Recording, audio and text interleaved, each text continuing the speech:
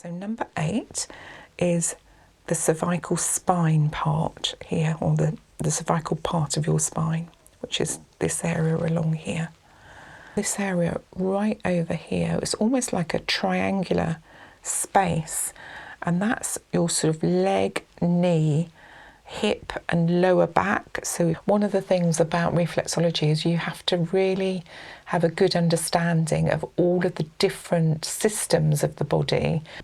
With the cervical spine, that then moves into something called the thoracic spine. Then you've got the lumbar spine area, the sacrum and the coccyx here.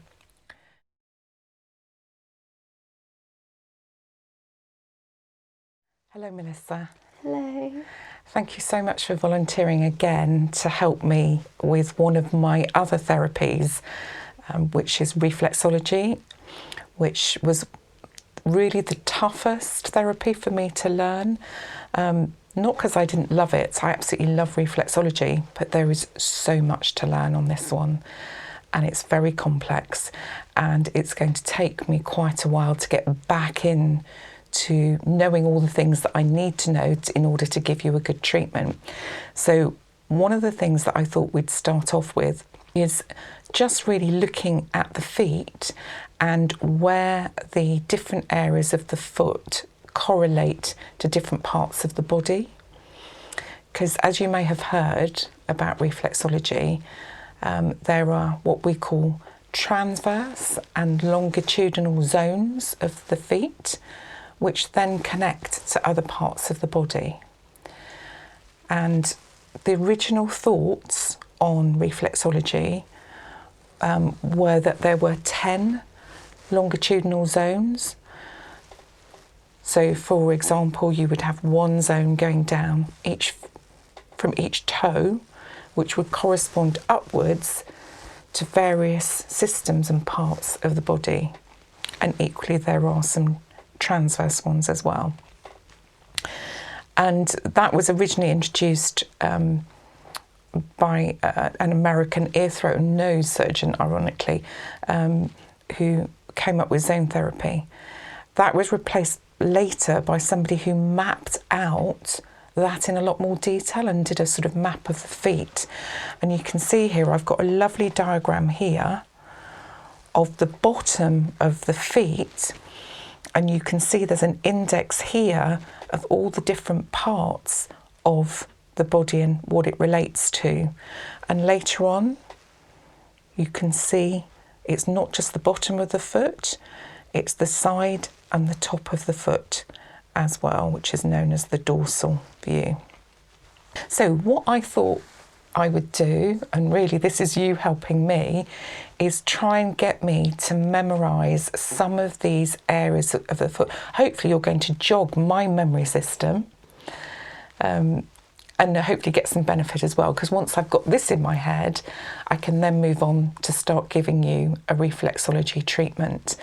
But my first thought when I looked at this again was, I really don't remember enough about it, and I need to be much more knowledgeable about the different areas of the foot.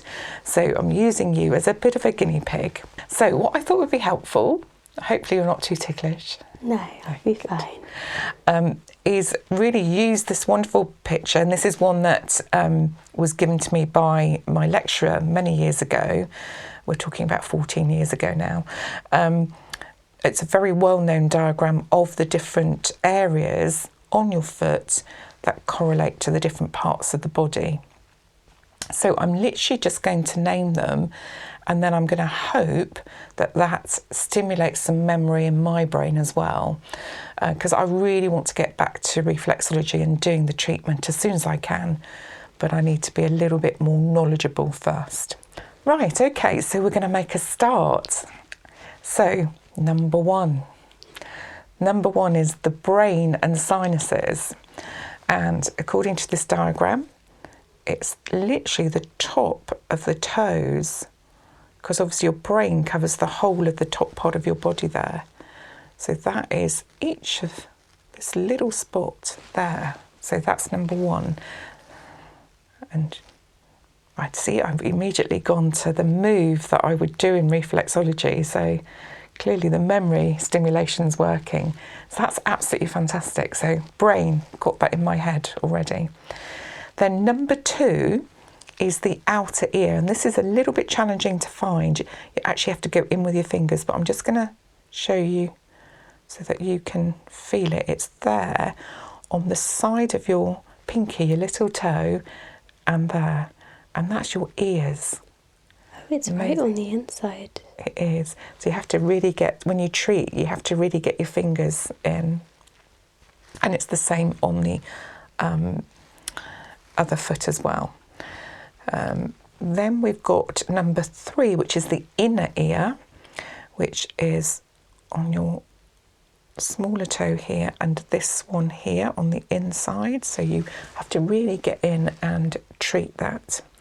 Number 4, which is the next toe inside there, and the next one here as well. And that is the eye.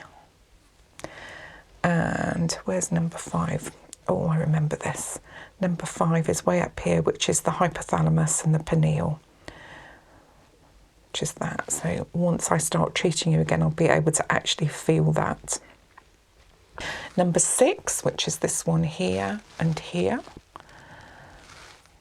So there and there is the pituitary gland, which is great.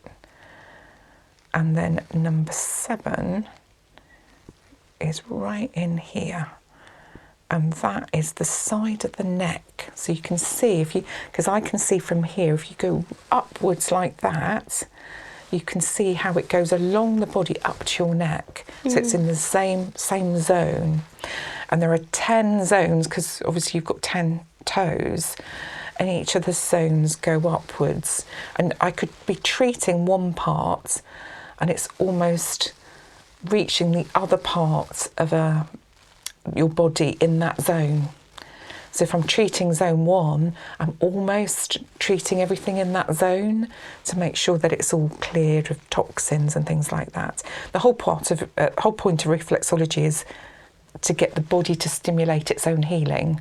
Reflexology itself doesn't fix things, it actually activates the body and helps the body to activate healing. That makes so much sense. I don't think I've ever fully grasped that before. Yeah. Because I think when things get quite confusing is when people think reflexology fixes everything by just pressing parts of the foot, but that makes so much more sense. It does. It's similar to acupressure, although acupressure works off meridian lines. It's slightly different, but it's the same sort of the pressure that stimulates that sort of healing mode, and different parts of the body can be healed alongside that. And obviously, it's working to get rid of toxins and tiredness and all of this sort of thing. There's lots of anecdotal evidence. Obviously, the scientific evidence is limited. But lots of doctors do believe that there's an element of that. I think even if it's just, say some people thought it was placebo, if a placebo works, that's powerful in itself. It is, you're right, and the placebo effect is a well-known effect of reflexology. Right, so let's have a look where we've got to. 7. Number 8. So number 8 is the cervical spine part here, or the cervical part of your spine, which is this area along here. That's interesting.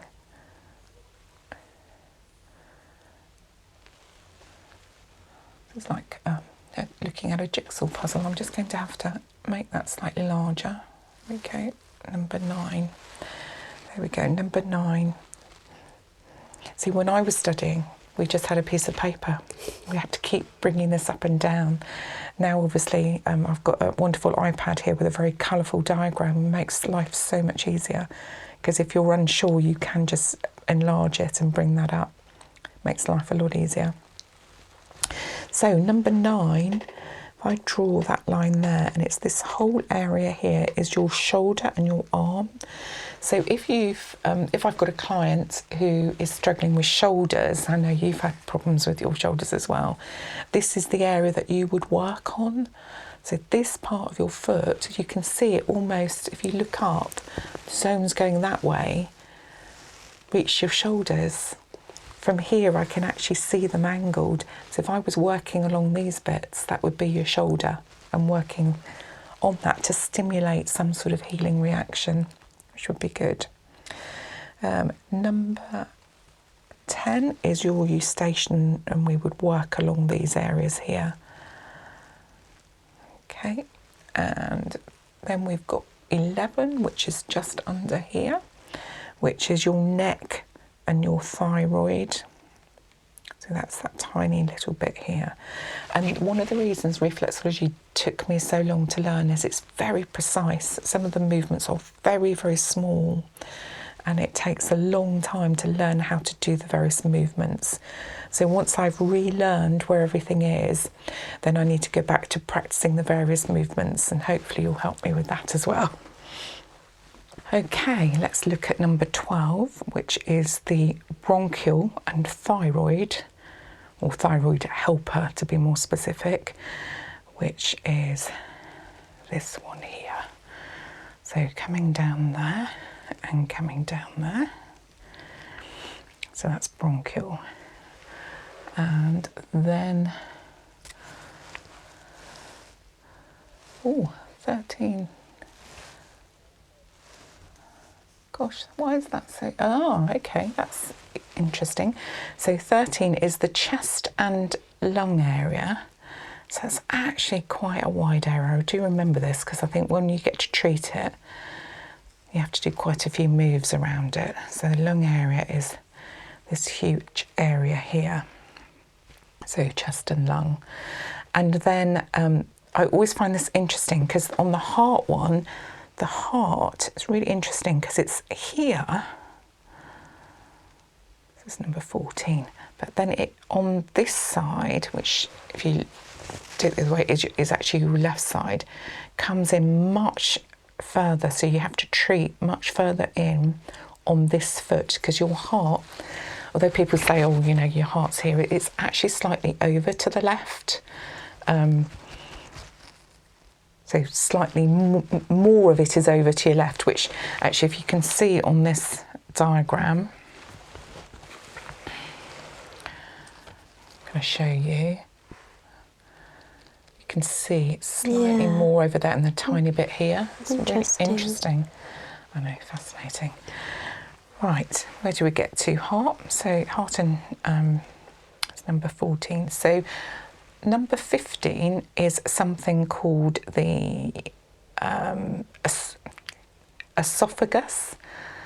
Funny spelling, funny word to look at, but it's, I think I've pronounced it correctly, esophagus. It's spelt O-E-S-O-P-H-A-G-U-S. Very unusual spelling. And it's only on this foot. And it comes down there, right across the heart, and stops about here. Really interesting. So you've only got to work it on this foot when you're working it. Right, number 16 is the thoracic spine. So you've got this on both areas. So you can see your spine obviously covers both sides of the body, so actually it's the inside part here all the way down your foot, the insides of both feet. Right, so the inside of your feet is where the spine is, so the thoracic spine all the way along here. So it starts about here, because 8 is the cervical spine here, so the thoracic spine comes all the way down just to about there. Yep, that's good. And then after that we've got number 17, which is, if I remember, the diaphragm, which is this area along here. So let's try and draw it with here, there, and just that area. So that's your diaphragm, so this area of your chest. And then, if I remember right, in the middle of that is the solar plexus. Yeah, hey, got that right.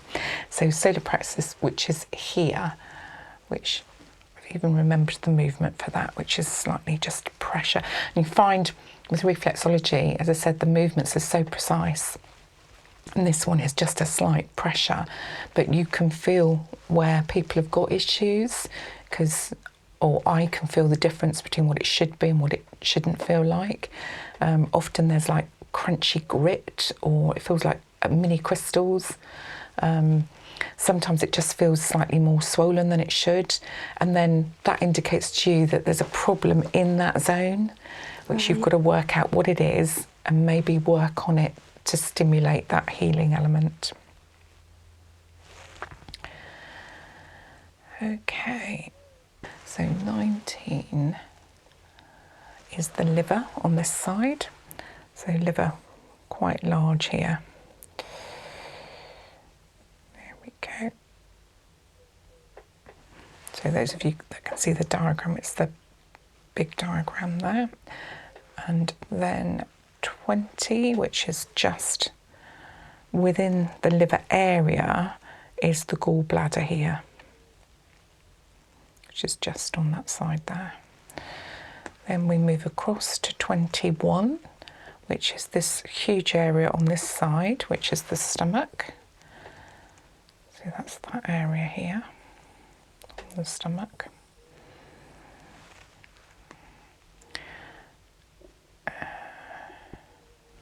And within that stomach area, just over here, is the spleen area as well. Then we've got 23, which is the adrenals. Oh yes, that's just this tiny area here, which is the adrenals. And then 24 just underneath that, which is the pancreas, which is there. Pancreas, a tiny little bit of it on the other side as well. And then you've got the kidneys, obviously you've got two of those, on either side, just like a sort of funny shape, kidney shape. And then we've got something called the waistline, which we'll talk about when we talk a little bit more about zoning, or transverse zoning, but you need that as an indicator, which is the waistline. So it helps you to navigate above and below the waist. So it's more a navigation tool, but that is your waistline there. And then we'll go back to this, which is 27, which is the, so if we go from 25, which is the kidneys, and then 27 is the tube known as the ureter, which takes obviously the waste from those kidneys on both sides, to 28, which is the bladder. Actually, it's a little bit further down here, the bladder. Feel it on yours there. Oh, right, 29, gosh, okay. Yes, I should remember this one because this one always stumped me before as well. So 29 is the duodenum, which is actually to a little bit to the side of the kidneys, just this area here. Okay, and then we go back to looking at the slightly larger areas, which is the intestine. And the small intestine covers a huge area. So it's called the small intestine. It's actually quite a large area. So that's on this foot and on this foot here as well. Oh, I think I've sent you to sleep already. Is it very relaxing hearing about different parts of your body? Keeps falling asleep. Oh dear, not to worry. You carry on. You're being helpful to me, so that's fine. And then we've got 31, so there's quite a lot of small areas here to look at. So 31, which is your appendix, 32 just slightly above it, which is something called your iliocacial valve, and then 33 you've got the ascending colon. And this is very important because at some point, from memory, I do remember you've got to work your way all around the colon, and the colon covers both feet, so you can move from one foot to the other when you're doing this very intricate move.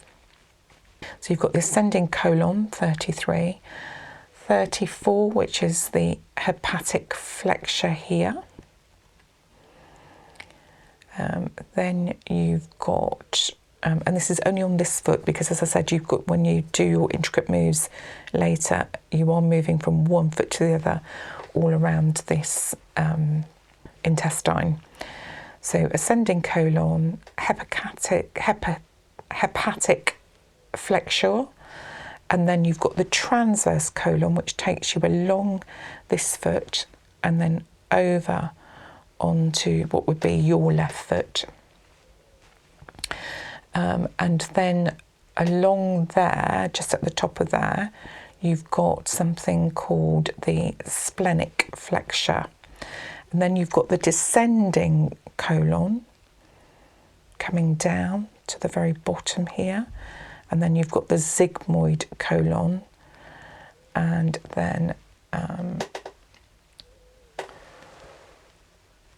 39, which takes you back to the lumbar spine. So when we came down, you know, I stopped earlier on this spine area. This part down here is the lumbar spine area. So that takes us to that area, which is quite interesting. So that I find quite a therapeutic area, and I know that I've massaged people before around that, and that seems to have quite a big impact. People often get things stuck in their colon, and it's almost like doing that seems to shift things, which is good. Right, then we've got, that takes us to the lumbar spine here. And then after that, we've got the coccyx. So that relates to the coccyx, and that's on both sides of the foot then, both sides of the feet rather, on the inside here. And then that takes you to 42, which is the bottom part here, which takes you to the sciatic nerves.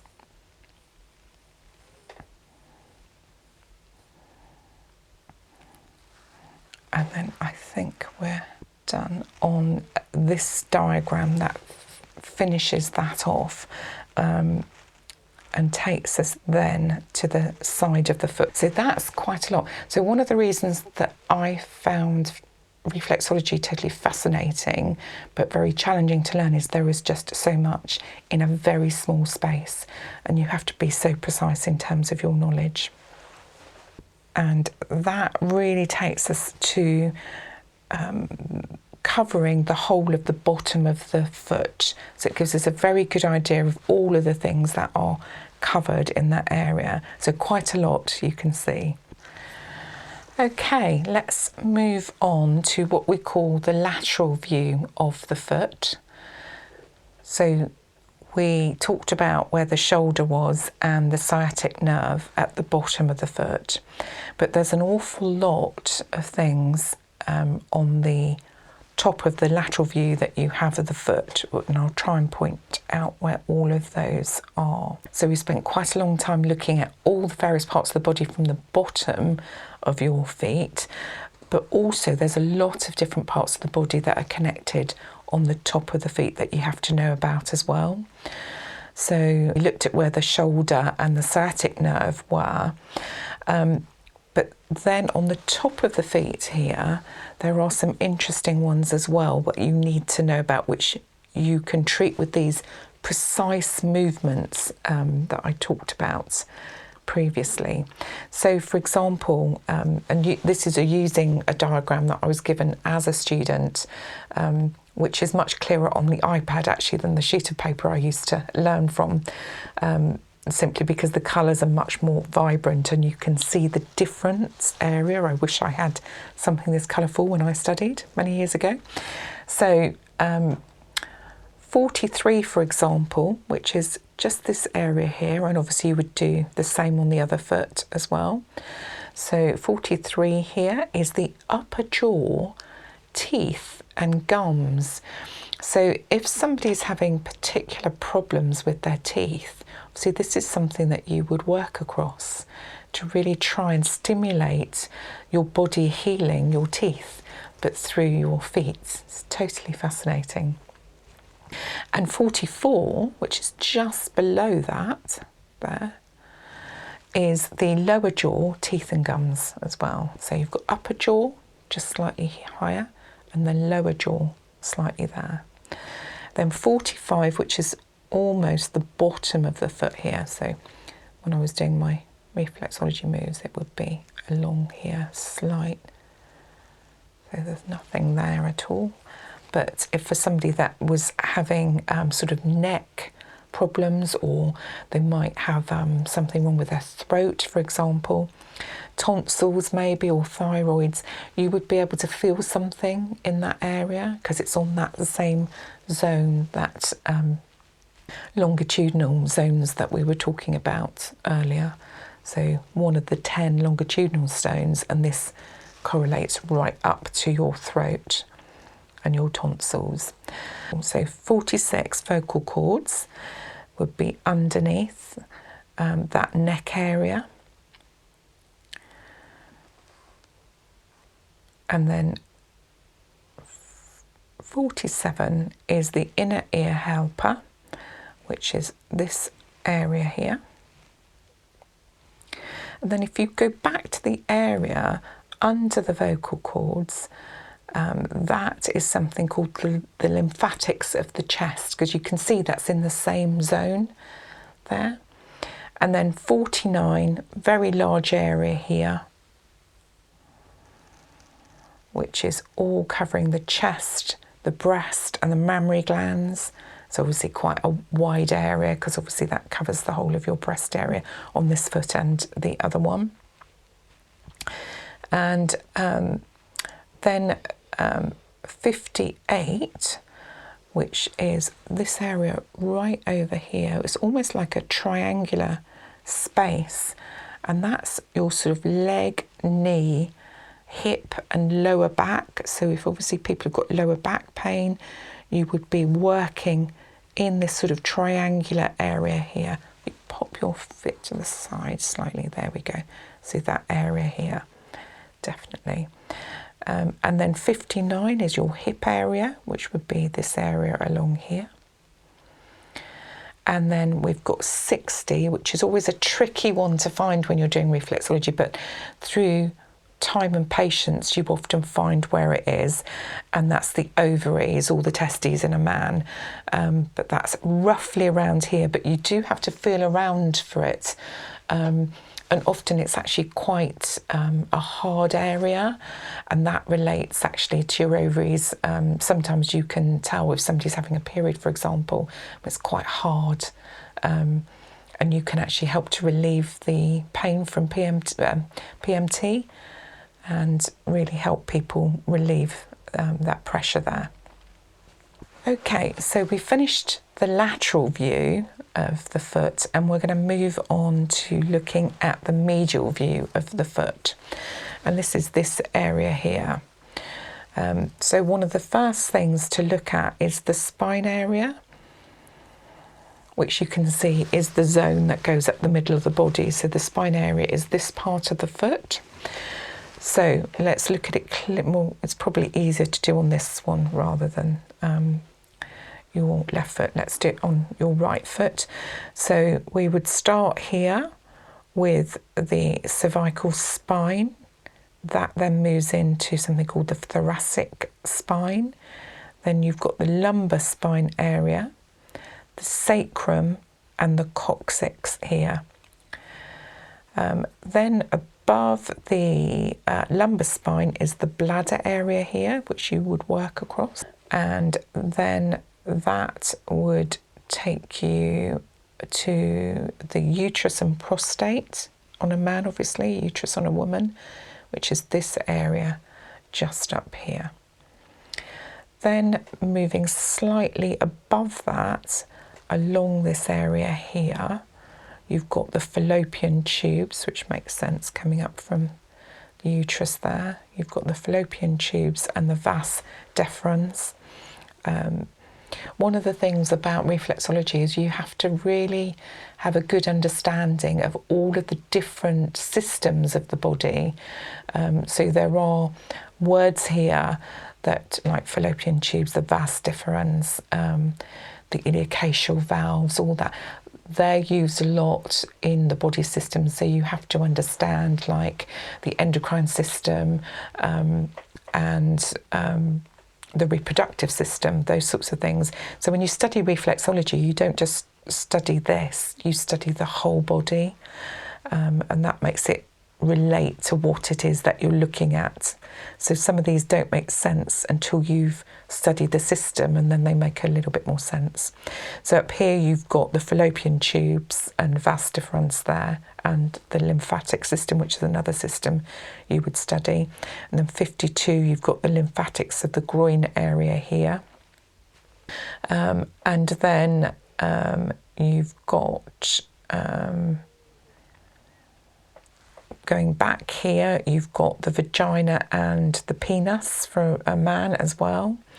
And then at 56 here, you've got the uterus and the prostate, which I think we touched on earlier.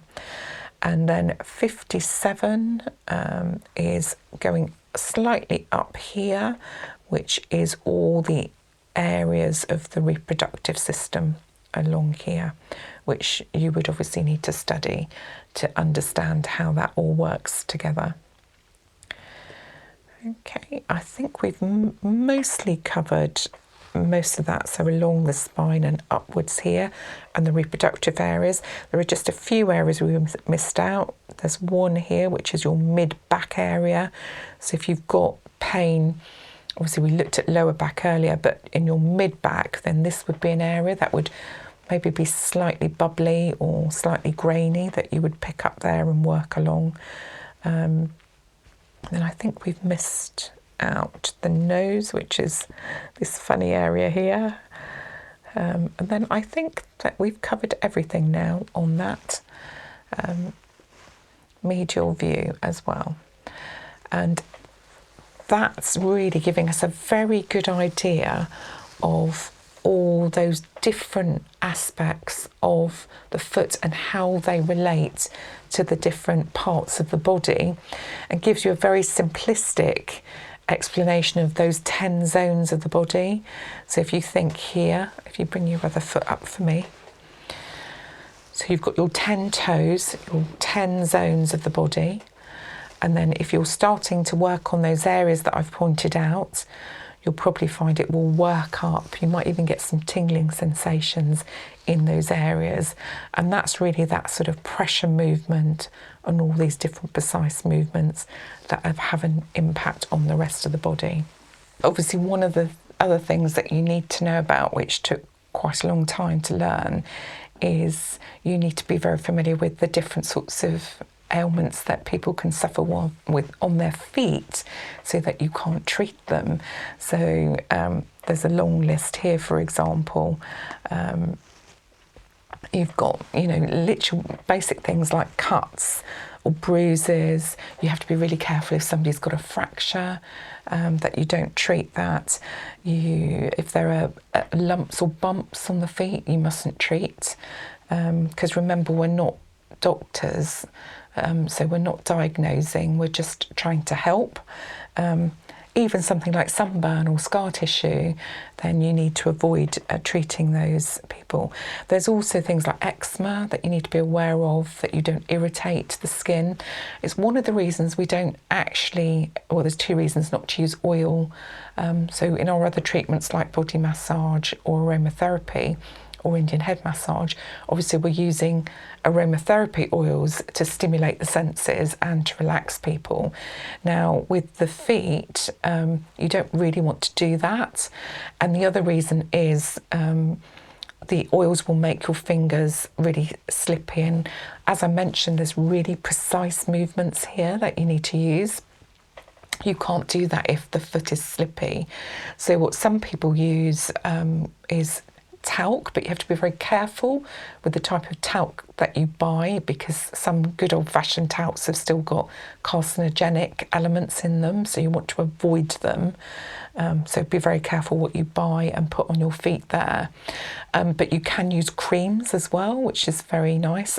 Even like a simple moisturising cream will help you just smooth so that you don't catch on the skin, but allow you to do those precise movements.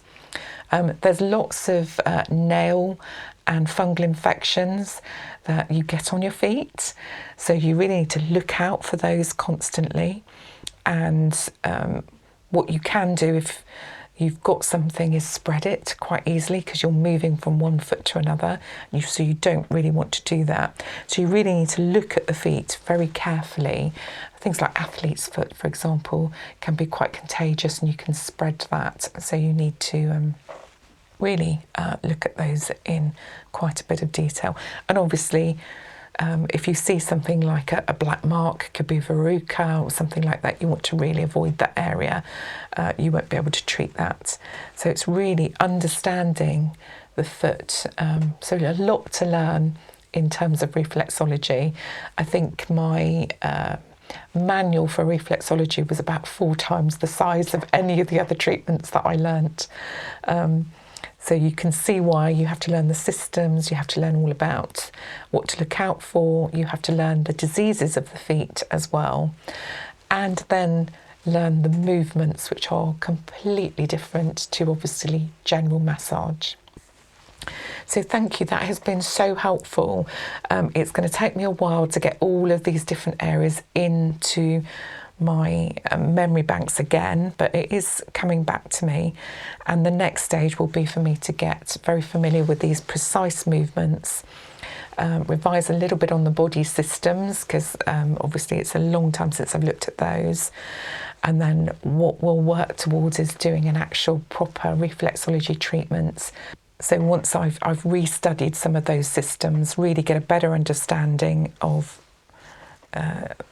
what the gritty feeling and the slightly swollen areas of your feet actually mean in terms of the rest of your body, and then hopefully work on really increasing that healing element. Thank you for your time. Thank you.